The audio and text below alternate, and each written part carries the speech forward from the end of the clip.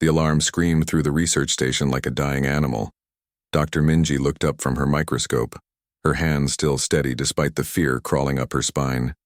She had studied alien life forms for 12 years at the edge of human space, and nothing had ever triggered the emergency system before. "Computer, report," she said, her voice calm despite the red lights flashing across every wall. "Multiple hostile vessels detected. Distance 2 million kilometers and closing. Classification Coalition warships." Minji's blood went cold. Coalition ships never came this far into the border zone. The treaty prevented it. She ran to the communications console and opened a channel to the nearest human colony on Kepler 442b. "This is Research Station Horizon to New Sol Colony. We have Coalition warships approaching." "I repeat, Coalition warships are..." The station shook violently. Minji was thrown against the wall, her head cracking against metal. Through blurred vision, she saw the main display screen. 20 Coalition destroyers surrounded her station, their weapons hot and ready. This was not a patrol. This was an execution. She crawled to the emergency beacon and smashed the activation button with her palm. The beacon would send everything, all station data, all recordings, everything, back to Earth in a compressed burst transmission. If she was going to die, Earth would know why. The second blast tore through the station's hull. Minji felt the air rushing out, felt her lungs burning. Her last thought before darkness took her was simple and clear. They broke the treaty. 3,000 light-years away, Ambassador Ji-Wan sat in the Grand Council chamber on Vec Prime, the Coalition capital world. The chamber was a massive dome of crystal and light, designed to make everyone feel small. Representatives from 40 different alien species filled the circular seats, their various forms creating a bizarre gallery of galactic life. Ji-Wan had worked for 20 years to earn her place here.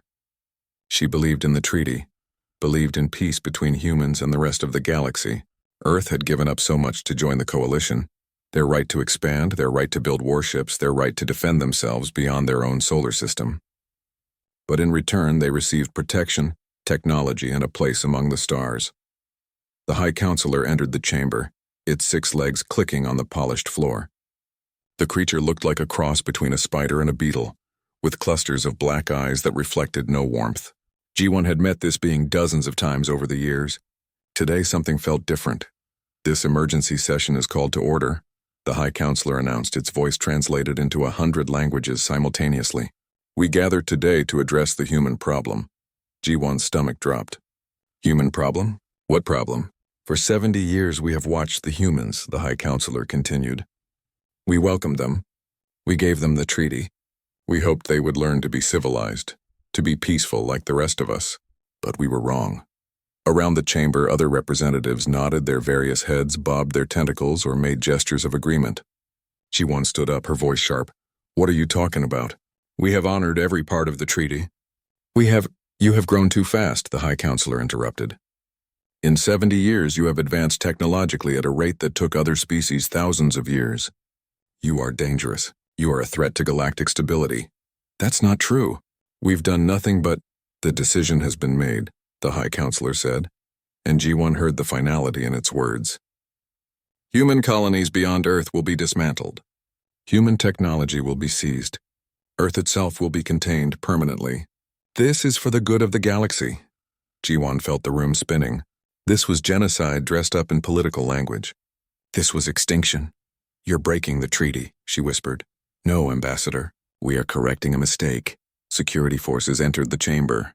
Ji-Wan realized with horror that she was about to be arrested. As armored aliens surrounded her, she thought of Earth, of her home, of the billions of humans who had no idea what was about to happen to them. On the colony world of New Sol, Captain Hyunwoo was having a bad day even before the universe decided to end. The atmospheric processors in Section 7 had broken down again, and his engineering team was screaming at him about budget cuts. Being the military commander of a remote colony meant dealing with more paperwork than combat, and he hated every minute of it. His communicator buzzed. It was the emergency frequency. "Captain, we're receiving a distress beacon from Research Station Horizon. It's been destroyed, sir." Hyunwoo felt every muscle in his body tense. "Destroyed? By what?" "The data burst says Coalition warships, sir. That was impossible. The treaty prevented Coalition forces from attacking human installations. There had to be a mistake, some kind of malfunction, or the colony's defensive sensors began screaming. Hyunwoo ran to the command center, his boots pounding on metal floors. When he reached the main display, he saw what nightmares were made of. 40 coalition warships dropping out of faster-than-light travel around New Seoul. Their weapons were already charging. This was not a diplomatic visit. This was an invasion. All hands to battle stations, Hyunwoo shouted. Get the civilians to the underground shelters. Move, move, move. His officers scrambled to follow orders, but Hyunwoo knew the truth. New Seoul had 12 defensive satellites and 3 patrol ships. Against 40 warships, they would last maybe 10 minutes. The first plasma blast hit the northern district, turning an entire residential block into vapor. Hyunwoo watched 5,000 people die in an instant. Rage and grief fought for control of his mind, but training won. He had a job to do. Get me a secure channel to Earth, he ordered. Maximum encryption. While his colony burned around him, Hyunwoo recorded a simple message. This is Captain Hyunwoo of New Seoul Colony. The coalition has attacked without warning. They are committing genocide. The treaty is broken. We are at war. He sent the message and then turned his attention to saving whoever he could. The underground shelters could hold 50,000 people. The colony had 300,000 residents. He would have to choose who lived and who died. Deep in the Kuiper Belt beyond Neptune, hidden among chunks of ice and ancient rock, Admiral Tae-yang received the message. He was an old man now. 83 years of life carved into his face like a map of human history. He had been waiting for this message for 70 years. Around him, his command station hummed to life. Officers who had been pretending to run ice mining operations dropped their cover stories and moved to battle stations. Throughout the outer solar system, hidden bases activated, stealth fields dropped, weapons platforms came online, and ships, thousands of ships, emerged from where they had been hiding for decades. The treaty had forbidden Earth from building a military beyond its home system. So humanity had built their military inside their home system, hidden in the dark, waiting for the betrayal they knew would come. Humans had not forgotten how to wage war. They had simply been patient. Admiral Tae-yang looked at the tactical display showing every coalition ship in the galaxy, showing every human colony under attack, showing the path to Earth where the enemy was surely heading. Send the activation code to all fleets, he said quietly. Tell them the long wait is over. Tell them it's time to remind the galaxy what humans are capable of when you threaten their families.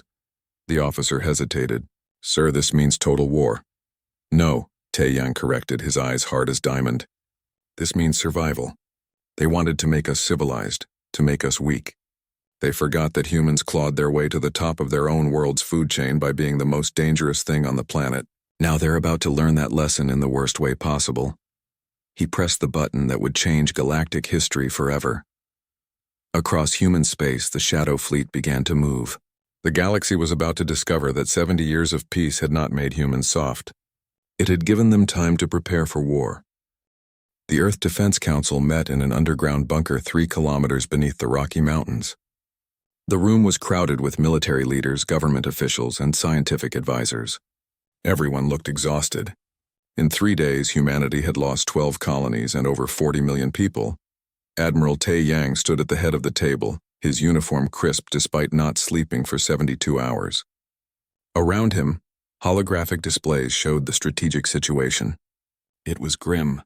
Coalition forces controlled most of human space outside the solar system. Only 5 colonies remained free, and they were under siege. How long until they reach Earth? Asked the Secretary General, a thin woman who had aged 10 years in 3 days. 4 weeks, Tae-yang replied. Maybe 5 if we're lucky. They're gathering their forces for a final push. When they come, they'll come with everything they have. Can we stop them? Tae-yang looked at the tactical display, at the red markers showing enemy fleets, at the small blue dots representing human forces.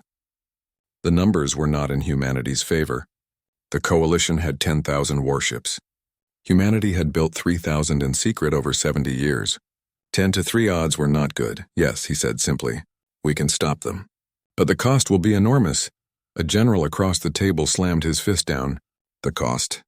They murdered 40 million of us. They're trying to commit genocide. There is no cost too high to stop them.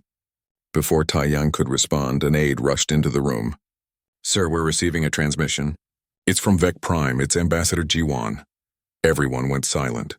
Jiwan had been presumed dead, arrested when the Coalition declared war. If she was alive, if she could send a message, the hologram flickered to life, showing Jiwan's face. She looked terrible, bruised, exhausted, but her eyes still burned with intelligence and determination. "If you're receiving this, I'm probably dead," she said, her voice steady. "I've hacked into the Coalition's communication network. I don't have much time before they trace this signal. Listen carefully. The Coalition plans to bombard Earth in 3 months. They're gathering a fleet of 5,000 ships. They won't negotiate. They won't accept surrender. They mean to destroy Earth completely." Someone in the council chamber gasped. "Earth itself. Not just the colonies, but the homeworld," Jiwan continued. "But I've learned something else. The Coalition is not unified. Many species joined because they were forced to, conquered thousands of years ago and absorbed into the Coalition. Some of them hate the Coalition as much as we do. If we can reach them, if we can offer them a better way, we might fracture their alliance. The Coalition's strength is an illusion built on fear. Break the fear and you break the Coalition." The transmission ended abruptly, cut off mid-sentence. Taeyang stared at the empty hologram for a long moment. "Get our intelligence division working on identifying which Coalition species might be sympathetic," he ordered. "If G1 is right, we have a chance. We can't just fight this war with weapons. We need to fight it with ideas." 3,000 light-years away, Captain Hyunwoo crouched in the ruins of New Seoul's industrial district. The Coalition had taken the orbital space above the colony, but they hadn't secured the ground yet. That was their mistake. Hyunwoo had 5,000 soldiers left out of his original garrison of 15,000. They were outnumbered, outgunned, and running low on supplies. But they had something the Coalition didn't understand: experience with desperate, dirty warfare. "The factory is 2 blocks ahead," whispered Colonel Bora, his second in command. She was a small woman with a scar across her cheek. "A veteran of the corporate wars on Mars 20 years ago. Intel says they're using it as a supply depot." Hyunwoo studied the building through his binoculars. Coalition guards patrolled the perimeter, tall, four-armed creatures that moved with mechanical precision. They were professional soldiers, well-trained and well-equipped. But they had never fought humans before. Team 1 flank left. Team 2 flank right. Team 3 with me, straight up the middle. Remember, we're not here to win. We're here to make them bleed. The attack lasted 7 minutes. Hyunwoo's forces hit hard and fast, using weapons cobbled together from mining equipment and industrial tools.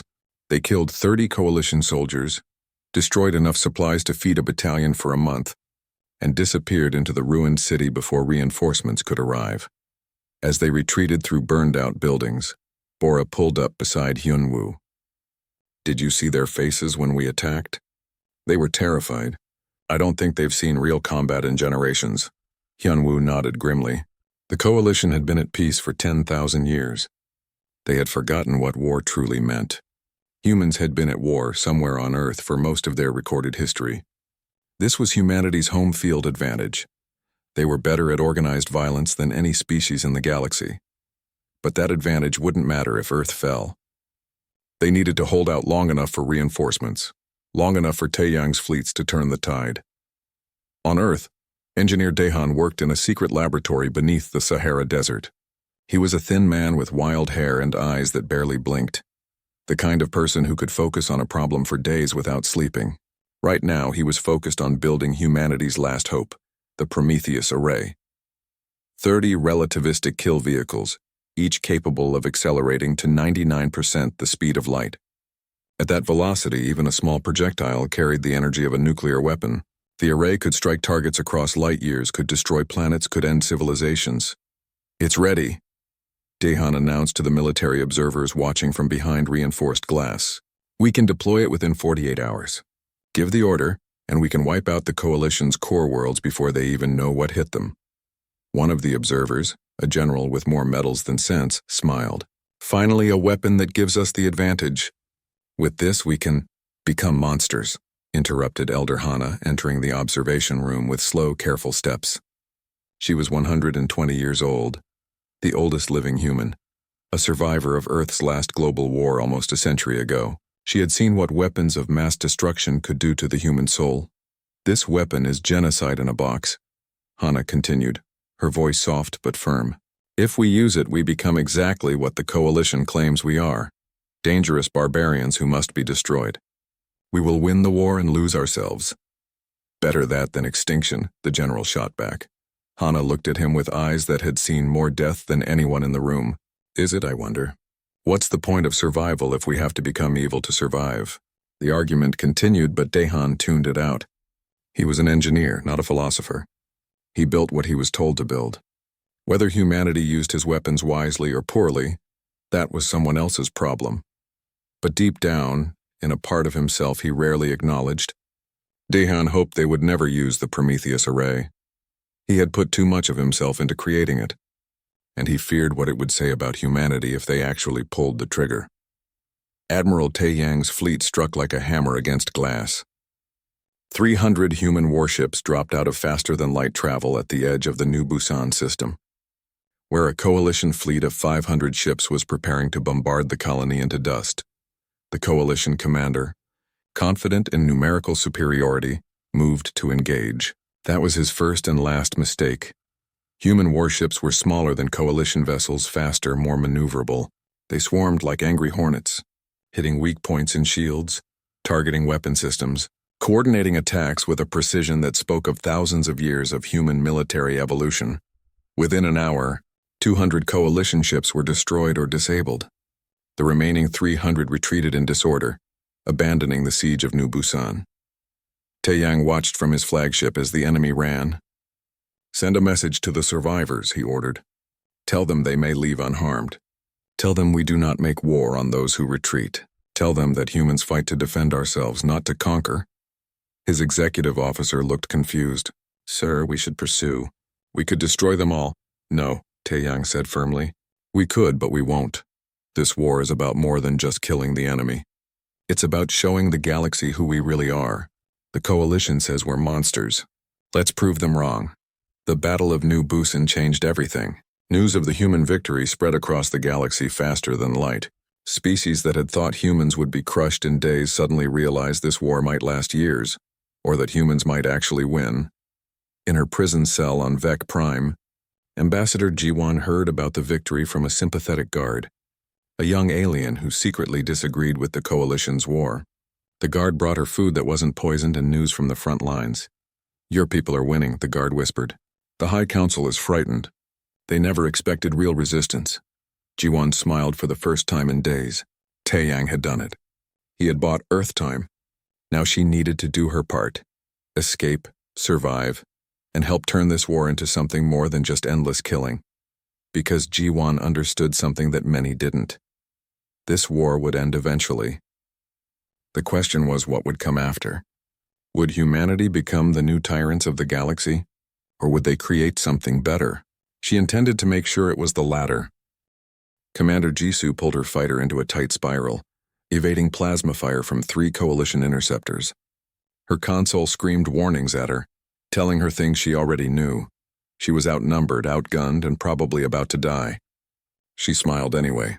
Shadow 3 to Shadow Leader. "I've got company," she said into her comm.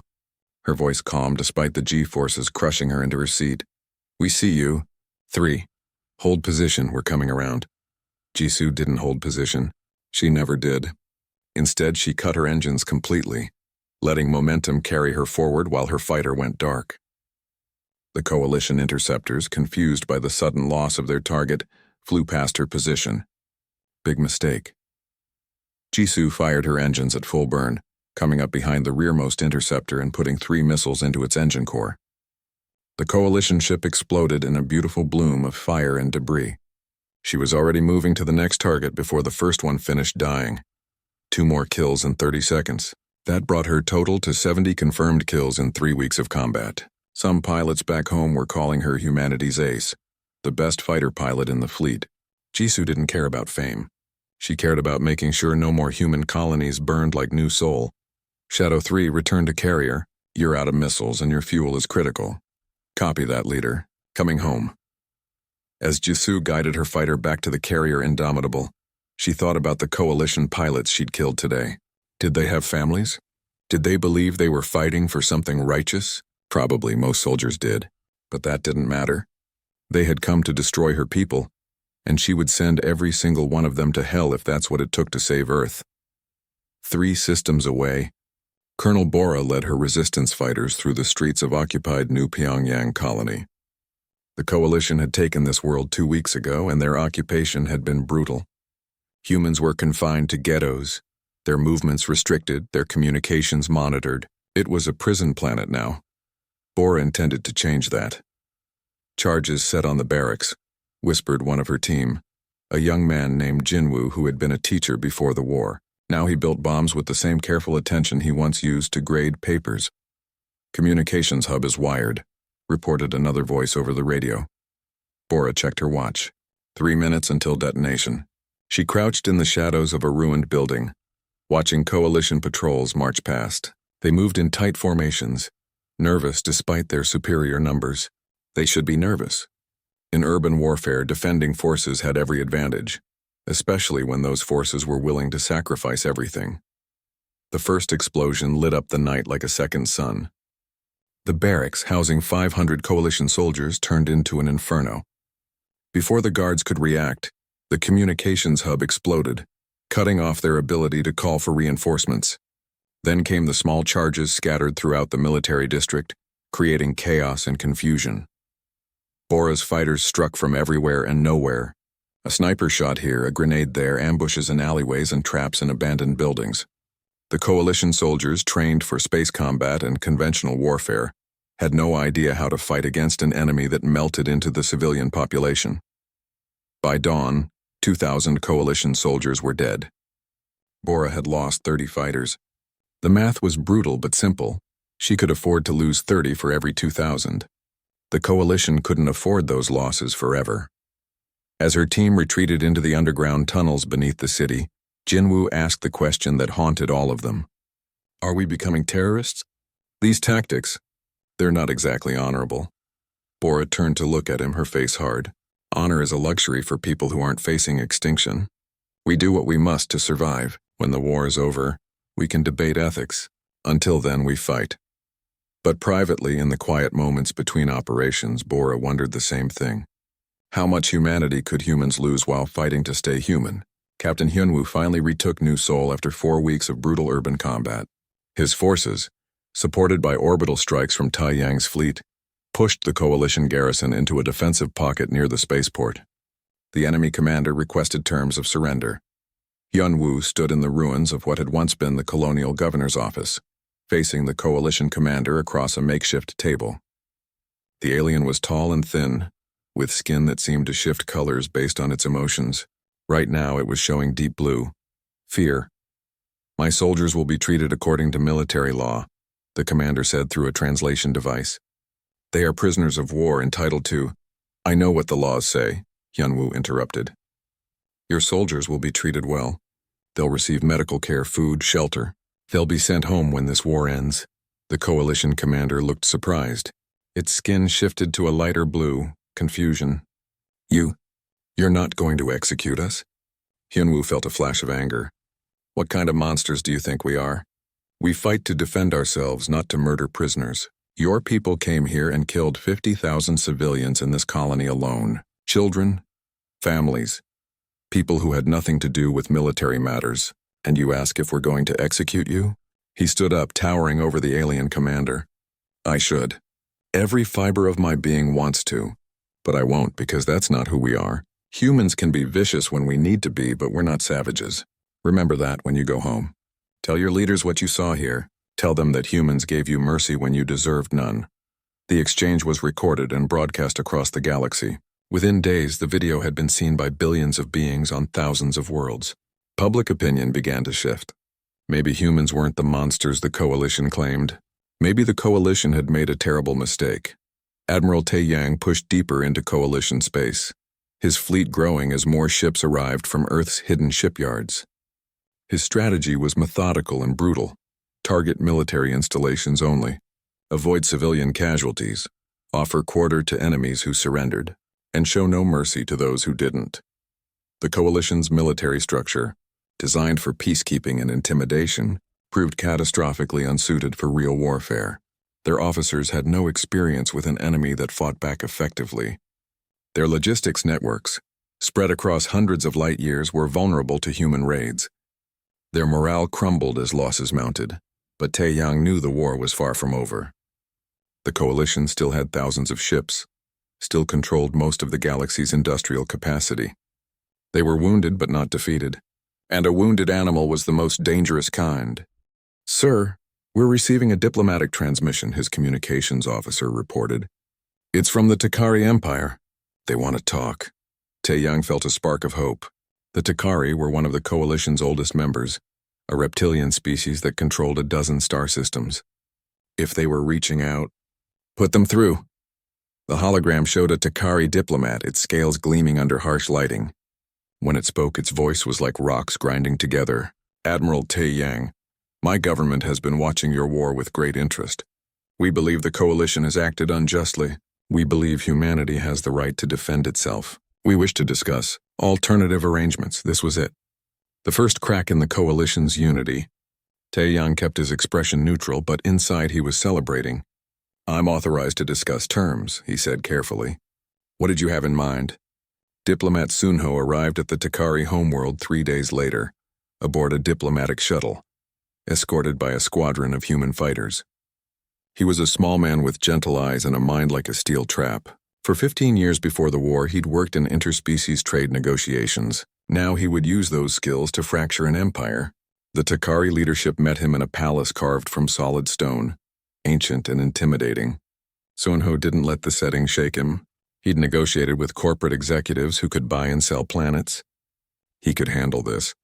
"The Coalition conquered our worlds 8,000 years ago," the Takari High Matriarch explained, her voice filled with old bitterness. "They claim to bring us civilization. They brought us subjugation. We have waited for someone strong enough to challenge them. Perhaps that someone is you." Sunho chose his words carefully. "We're not looking to replace the Coalition as galactic overlords. We're fighting for the right to exist, nothing more. But if you want freedom from Coalition tyranny, we'll help you achieve it." "And what do you want in return?" "Recognition of human sovereignty, trade agreements on fair terms. Most importantly, we want you to spread the word to other oppressed species in the Coalition. You're not alone. We're building something new. A galactic federation where all species have equal rights, where power doesn't come from fear but from mutual benefit." The Takari leaders looked at each other, communicating in ways Sunho couldn't follow. Finally, the High Matriarch spoke again. "We will join your alliance. But know this, human. If you betray us, if you become the tyrants you claim to oppose, we will turn on you faster than you can imagine." Sunho smiled. "I wouldn't expect anything less. Trust has to be earned, not given. We'll prove ourselves through actions, not words." The Treaty of Alliance was signed 6 hours later. The first non-human species had joined humanity's cause. It wouldn't be the last. Engineer Dihan received the news in his laboratory. The Takari had joined the war on humanity's side. Other species were making quiet inquiries. The Coalition was fracturing, which meant his weapons of mass destruction might not be necessary after all. Part of him was relieved. Part of him was disappointed. He'd spent so much time building the perfect doomsday device, and now it might never be used. He pushed those thoughts aside and returned to his work. The war wasn't over yet. Until it was, he would keep building, keep improving, keep giving humanity every possible advantage. That was his job, his purpose, his contribution to survival. High above Earth, in a space station where military and civilian leaders monitored the war's progress, Elder Hana watched the strategic displays with ancient eyes. The war was going better than anyone had dared hope. Human forces were winning battles. Alliances were forming. The Coalition was in disarray. But she saw the danger others missed. Victory was making humans confident, even arrogant. She heard the calls for vengeance, for total war, for destroying the Coalition completely. She heard the darkness growing in human hearts. "We must be careful," she told anyone who would listen. "We're fighting to remain human. But war has a way of making monsters of us all. Every victory brings us closer to becoming what we hate." Most people nodded politely and ignored her. They were too busy celebrating wins, planning offensives, dreaming of final victory. Hana sighed and turned back to the displays. She had lived through one war that nearly destroyed humanity. She prayed this one wouldn't finish the job. Captain Hyunwoo stared at the orders on his screen and felt his stomach turn to ice. The target was a coalition logistics hub in the Kepler 186 system. Intelligence indicated it was a major supply center feeding coalition fleets across 3 sectors. Destroying it would cripple enemy operations for months. The problem was simple and horrible. The logistics hub was built into a civilian space station. 7 million civilians lived there, men, women, children of a dozen different species. Most of them had nothing to do with the war. They were just people trying to survive, same as humans. "Sir, command is waiting for confirmation," his executive officer said quietly. "They want to know if we'll proceed with the attack." Hyunwoo had spent 6 weeks liberating human colonies, fighting street by street to save his people. He'd seen the bodies of children killed by coalition attacks. He'd held dying soldiers who whispered about revenge with their last breaths. Part of him wanted to fire every weapon he had at that station and sleep soundly afterward. But a bigger part remembered who he was, why he fought. He wasn't a monster. He was a soldier defending his home. There was a difference, and that difference mattered. "Send a message to command," Hyunwoo said. "I refuse the order. Find another target. I will not murder civilians, even enemy civilians." His executive officer looked relieved. "Sir, they're going to court-martial you for this. Refusing direct orders in wartime, let them. I'd rather face a court-martial than face myself in the mirror knowing I killed 7 million innocent people." The message went up the chain of command, causing an uproar that reached all the way to Earth. Admiral Tae-young, when he heard about it, immediately backed Hyunwoo's decision. But the Civilian War Council was furious. They wanted total victory, wanted to hit the enemy as hard as possible, wanted to make the coalition pay for every human life lost. The argument tore through human command structure like a virus. Were they fighting to survive or fighting for revenge? Where was the line between legitimate military action and war crime? Who decided? Colonel Bora faced a different nightmare in the ruins of New Daegu Colony. Her forces had liberated the colony 3 days ago, driving out coalition occupation forces in brutal house-to-house combat. But when they secured the military prison where coalition forces had held human captives, they found horrors that made even hardened soldiers vomit: medical experiments. The coalition had been using human prisoners for biological weapons testing, trying to understand human physiology to create diseases that would target humans specifically. 200 prisoners had died in agony, their bodies twisted by experimental pathogens. Bora stood in the prison laboratory, staring at examination tables still stained with blood, at equipment designed to inflict maximum suffering. Her soldiers wanted revenge. They'd captured 50 coalition medical personnel, the ones responsible for the experiments. Her troops wanted to execute them all. "Colonel, give the word," said Sergeant Minho, a man who'd lost his entire family in the initial coalition attacks. His hands shook with rage as he held his rifle. "These aliens are monsters. They deserve to die screaming." Bora understood that rage. She felt it too, burning in her chest like acid. But she also understood something else. Revenge was easy, justice was hard, and the difference between the two defined civilization. "No," she said, her voice like iron. "We're taking them prisoner. They'll stand trial for war crimes. They'll be judged according to law, not murdered in the street." "They didn't give our people trials," Mino shouted. "They didn't show mercy." "No, they didn't. That's why they're the bad guys and we're not." Bora turned to face her troops, all of them angry and grieving and wanting blood. "I know what you're feeling. I want them dead too. But if we become executioners, if we abandon the laws we're fighting to protect, then what's the point? We'll have saved humanity's body while losing its soul." The prisoners were taken into custody. Some of Bora's soldiers never forgave her for that decision, but deep down she knew it was right. The hardest part of war wasn't killing enemies. It was staying human while doing it. Engineer Dehan worked in his laboratory, running calculations that made his head hurt. The war was entering its 3rd month. Human forces had liberated most of the colonies and pushed deep into coalition space. They were winning battles. But Dehan's mathematics showed a darker truth. Even with victories, humanity was bleeding. Military losses were climbing. Resource expenditure was unsustainable. Earth's population had been depleted by military drafts.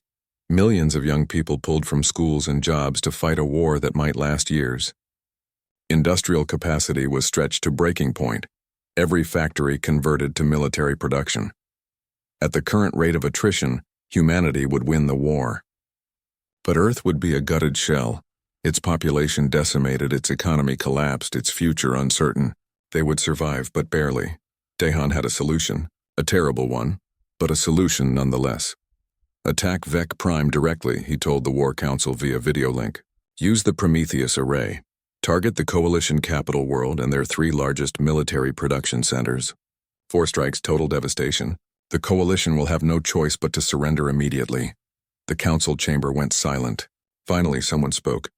You're talking about killing tens of billions of civilians. The largest genocide in galactic history. I'm talking about ending the war quickly, Dahan corrected, his voice flat and emotionless. Every day we fight, more humans die. Every week we delay, our civilization weakens.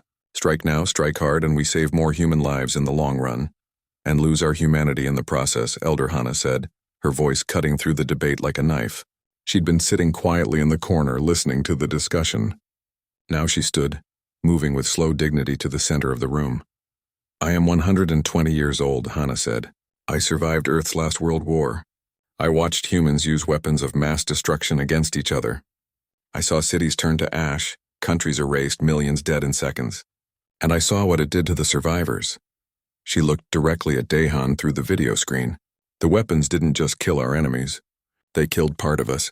We became the monsters we claimed to fight. It took 2 generations for humanity to recover its soul. And you want to do it again? Dahan felt something uncomfortable stirring in his chest. Doubt, guilt. He pushed it away. This is different. We're not fighting ourselves. We're fighting aliens who want to exterminate us. No, engineer. It's not different. Murder is murder, regardless of who we're murdering. If we use your weapons, we'll win the war and lose ourselves. Is that really victory? The War Council voted 8-7 against using the Prometheus array. Dahan's ultimate weapon would remain in storage unused. He told himself he didn't care, that he was just following orders either way. But late that night, alone in his laboratory, he felt something like relief.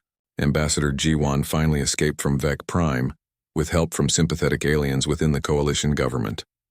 Her journey home took 2 weeks, jumping from ship to ship, hiding in cargo holds, always one step ahead of Coalition security forces. When she finally arrived on Earth, she brought more than just herself.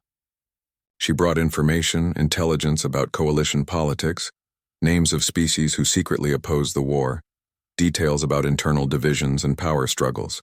The Coalition is falling apart, she told the War Council in her first debriefing. The High Council's authority is collapsing. Member species are questioning whether this war was ever justified. Some are talking about withdrawing from the Coalition entirely. Can we use this? Asked Admiral Tae-Yang. Absolutely. If we play this right, we can fracture the Coalition without firing another shot. But it requires a different kind of warfare. Diplomacy, propaganda, winning hearts and minds instead of battles. It was a new strategy, one that offered hope for ending the war without destroying half the galaxy in the process. Diplomat Sunho took Jiwan's intelligence and began reaching out to more Coalition species, offering alternatives to endless war. 3 more species joined the human alliance within 2 weeks. 5 more opened secret communications. The Coalition, once a monolithic empire, was developing cracks that might shatter it completely. But time was running out. The Coalition Supreme Council, desperate and frightened, had authorized a final assault on Earth itself. Every ship they could gather, every weapon they could deploy, aimed at humanity's homeworld. It would be the largest fleet in galactic history. 5,000 warships carrying enough firepower to crack a planet. Admiral Tae-Yang received the intelligence about the planned attack and felt his blood run cold. His forces couldn't stop a fleet that size. Even with human tactical advantages, even with their superior training and technology, the numbers were impossible. Earth's defensive fleet numbered just over 2,000 ships. Against 5,000, with the enemy holding numerical superiority and home planet survival on the line, the mathematics were clear. They would lose. How long until they arrive? Tae-Yang asked his intelligence officer. 2 weeks, sir. Maybe 3. 2 weeks to prepare for the end of humanity. 2 weeks to decide whether to use Dahan's doomsday weapons. 2 weeks to choose between extinction and becoming the very monsters they claimed not to be. Tae-Yang sat alone in his ready room, staring at the activation codes for the Prometheus array. He could launch them now, strike first, destroy the Coalition's ability to wage war. He could save Earth and doom humanity's soul in the same moment. His hand hovered over the button. 5 billion lives on one side of the equation, humanity's moral integrity on the other. Which was worth more? He thought about Hyunwoo refusing to murder civilians. He thought about Bora refusing to execute prisoners. He thought about all the humans fighting to remain human, even as the galaxy tried to make them into monsters. Tae-Yang pulled his hand back from the button. They would find another way. They had to, because if humanity had to become evil to survive, then survival wasn't worth the price. The fleet gathered around Earth. Every ship humanity could muster, preparing for the battle that would decide the fate of their species. Soldiers loaded weapons and checked systems. Engineers worked around the clock to repair damage. Medics prepared for casualties they knew would be massive. And in the civilian shelters beneath Earth's surface, billions of people waited to see if they would survive the next 2 weeks, if their soldiers and ships could hold back the storm that was coming. The stage was set for the final battle. Humanity's retribution had been terrible and swift. But now came the test that would define them forever. Could they win without losing themselves in the process? The answer would come soon enough. Admiral Tae-Yang stood on the bridge of his flagship, the Defiant, and watched 5,000 enemy warships approach Earth. His defensive fleet numbered 2,100 vessels, every ship humanity could scrape together. The mathematics were brutal and simple. They were outnumbered more than 2 to 1. Around Earth, defensive satellites powered up. Orbital weapons platforms came online. 3,000 fighter craft launched from carriers, tiny gnats against the swarm that was coming. Every human who could hold a weapon stood ready to defend their homeworld. "Sir, we're receiving a transmission from the Coalition fleet," his communications officer reported. "It's the Supreme Council. They're demanding our surrender. Put them through." The hologram showed the High Counselor, its insectoid features twisted in what might have been satisfaction. "Admiral Tae-Yang, you have fought well. But this ends now. Surrender Earth peacefully, and we will show mercy to your species. Resist and we will reduce your planet to ashes." Tae-Yang felt a cold calm settle over him. This was the moment that would define humanity's future. He could surrender, save billions of lives, and condemn his species to eternal servitude under Coalition rule. Or he could fight, knowing many would die but preserving the freedom his people had bled for. "I have a counter-proposal," Tae-Yang said, his voice steady. "You turn your fleet around right now, or I demonstrate why attacking Earth was the worst mistake your civilization ever made. You're outnumbered and outgunned. Your bravado is not bravado, a promise." Tae-Yang cut the transmission and turned to his fleet. "All ships prepare for battle. Today we show the galaxy what humans are made of." But he didn't attack. Instead, he opened a different channel, a broadcast that would reach every ship in the Coalition fleet. Every planet in Coalition space, every being capable of receiving a transmission across half the galaxy. "My name is Admiral Tae-Yang of the Earth Defense Force. You came here to destroy my homeworld, to commit genocide against my species because you feared us. You broke a treaty we honored for 70 years. You murdered 40 million civilians without warning. You claimed we were dangerous, that we were monsters who threatened galactic peace." He paused, letting his words sink in. "You were right to fear us. Humans are dangerous. We evolved on a death world where everything tried to kill us. We climbed to the top of our planet's food chain by being smarter, tougher, and more adaptable than anything else. We have fought wars for 10,000 years. We know violence in ways your species forgot millennia ago. The Coalition fleet held position, waiting," Tae-Yang continued. "But you made one critical mistake. You assumed that because we're good at violence, that's all we are. You assumed that because we can be monsters, we must be monsters. You never considered that the same species capable of terrible destruction might also be capable of choosing not to destroy." He gestured to the tactical display. "I have weapons that could end your entire civilization right now. I could launch relativistic kill vehicles at your homeworlds. I could turn your capital into radioactive dust. I could commit genocide against every species in your Coalition, and there's nothing you could do to stop me." Across the Coalition fleet, commanders tensed. Some prepared to fire, others waited, sensing something important was happening. "But I won't," Tae-Yang said simply, "because genocide is wrong. Because revenge and justice are not the same thing. Because humanity fights to defend ourselves, not to become the tyrants you were. He leaned forward, staring into the camera as if he could see every being watching across the galaxy. I'm offering you a choice. Turn back now, go home, and let's talk about building something better than the coalition you've been suffering under for thousands of years. Or attack Earth and we'll defend ourselves with everything we have. You'll probably win, you have the numbers. But the cost will be so high that your civilization will never recover. You'll break yourselves against our world and what's left won't be worth ruling. That's your choice, Taeyang concluded. Death or dialogue. Choose wisely. He cut the transmission and waited. Around him, his bridge crew held their breath. This was the gamble, that the coalition fleet would blink first, that they could be made to see the futility of continuing a war they'd already lost in every way that mattered. For 10 minutes, nothing happened. The two fleets faced each other across the void, weapons hot, fingers on triggers. One shot would unleash hell. One mistake would doom Earth. Then ships in the coalition fleet began breaking formation. First one, then 10, then hundreds. They weren't attacking. They were retreating. The High Counselor appeared on screen again, its features showing colors that indicated fury and fear. What are you doing? I ordered you to. Your orders are no longer valid, said a voice, and a new hologram appeared. A Takari admiral, scales gleaming with determination. The Takari conquered formally withdraws from the coalition. We will not participate in genocide. Other voices joined the chorus. The Malvek Assembly withdraws. The Karathi Union withdraws. The Federation of Hipari withdraws. Within minutes, half the coalition fleet had broken away, refusing to attack Earth. The Supreme Council's authority collapsed in real time, broadcast across the galaxy for everyone to witness. The coalition, held together by fear and force for 10,000 years, shattered. The remaining ships retreated in disorder. The battle for Earth ended without a shot being fired. Captain Hyunwoo watched the coalition retreat from the surface of New Seoul, where he'd been preparing for a last stand.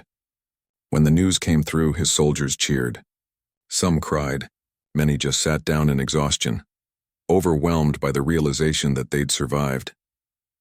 We did it, Colonel Bora said, standing beside him in the ruins of the colony he'd defended for 3 months.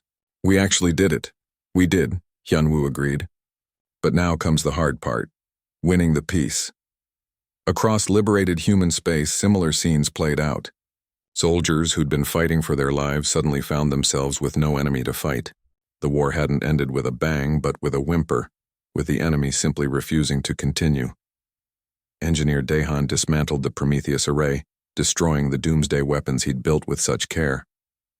Part of him felt relieved.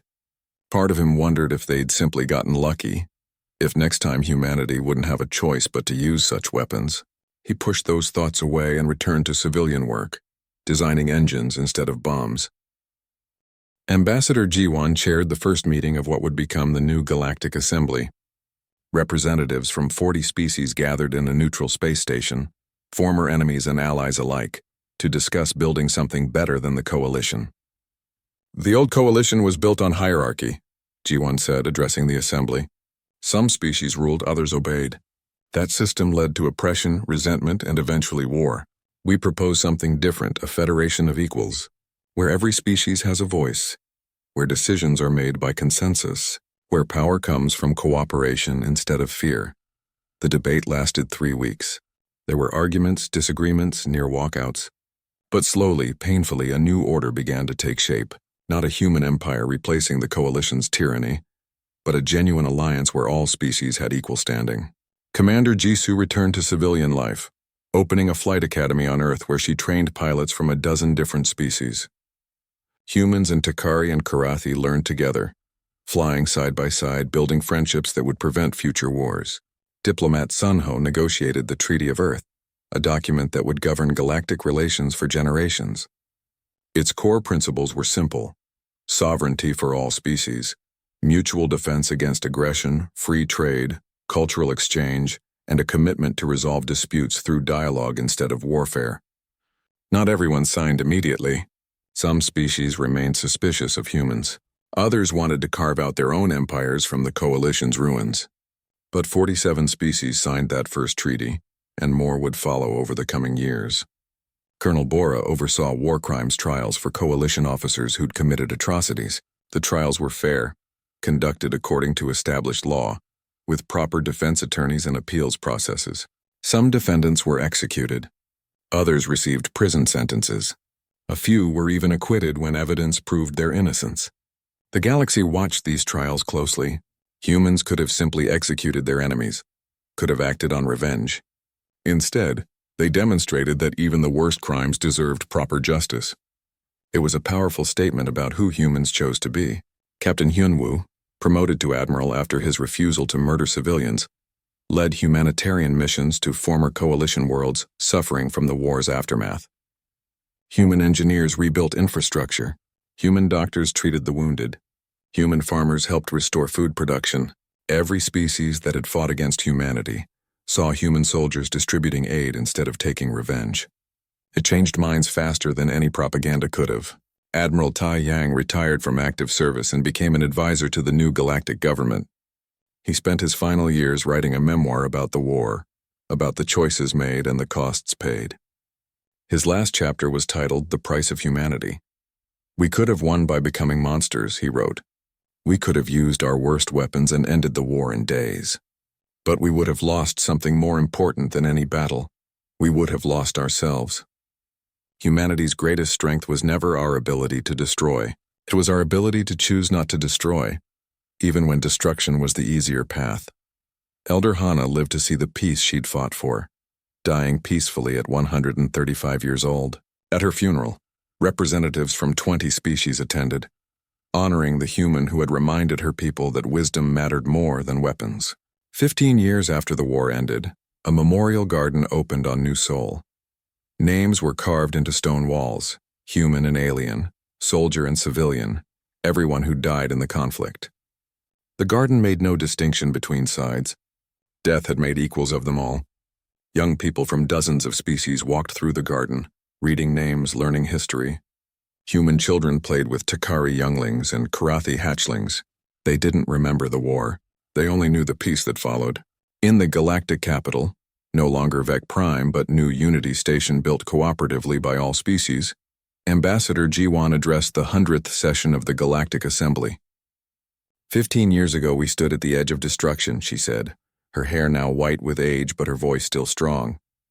The Coalition thought they needed to destroy humanity to preserve peace. They were wrong. Real peace doesn't come from making everyone the same. It comes from celebrating our differences while recognizing our common dignity. She looked around the chamber at representatives from 100 worlds. Humanity taught the galaxy an important lesson. We showed that the strong don't need to dominate the weak, that power and mercy can coexist, that the greatest strength is knowing when not to use your strength. The Coalition fell because it was built on fear. What we're building now is built on hope, and that makes all the difference. The assembly rose in a standing ovation, a gesture adopted from human culture that had spread across the galaxy. It meant respect, agreement, solidarity. On Earth, in a small apartment overlooking the Pacific Ocean, an old historian worked on his chronicle of the war years.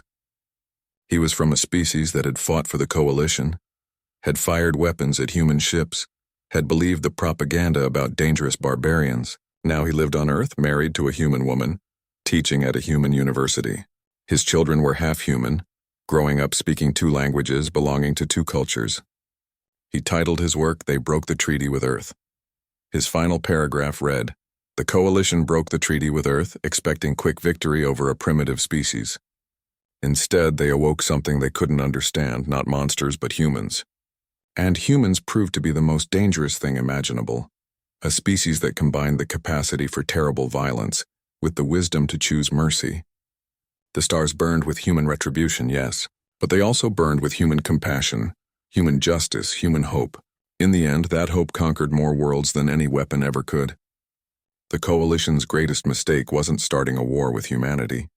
It was assuming that winning battles was the same as winning hearts. Humanity won both, and in doing so, showed the galaxy what true civilization looks like. The galaxy would remember this lesson for a long time, not because humans were perfect, they weren't, but because when given the choice between revenge and righteousness, between victory and virtue, they chose to remain human.